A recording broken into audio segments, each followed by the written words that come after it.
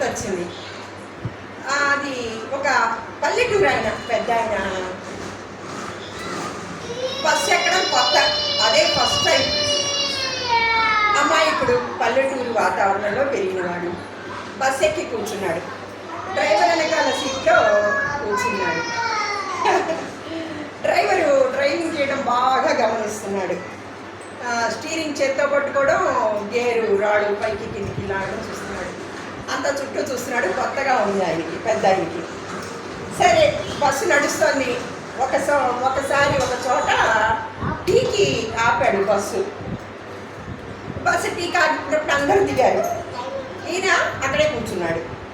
సరే, అందరూ టీ తాగి ఒక 10 నిమిషాలు మళ్ళీ బస్సు ఎక్కడానికి వచ్చారు. బస్సు ఎక్కడానికి వచ్చేసరికి డ్రైవర్ వచ్చి సీట్లో కూర్చున్నాడు. స్టీరింగ్ రాడ్ లేదు అక్కడ, గేర్ రాడ్ లేదు అక్కడ. ఇదేంటి గేర్ రాడ్ లేదని ఎత్తుక్కున్నాడు పాపం డ్రైవరు. వెనక సీట్లో కూర్చున్న పాప పల్లెటూరు అయినా గేర్ రాడు చూపించాడు. ఏంటి ఇది పిక్కేసావు, భలేవాడివే అన్నట్ట.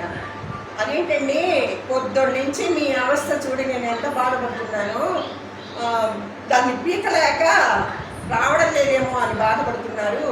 అందుకని మీరందరూ టీకి దిగినప్పుడు నేను గట్టిగా పట్టణలాగా వచ్చేసింది చూపించట. అందరూ గొల్లు నవ్వారనమాట. జస్ట్ ఫర్ చేంజ్ ఒక తమాషా ఆయన కదా ఇవాళ. Thank you very much. Bye bye.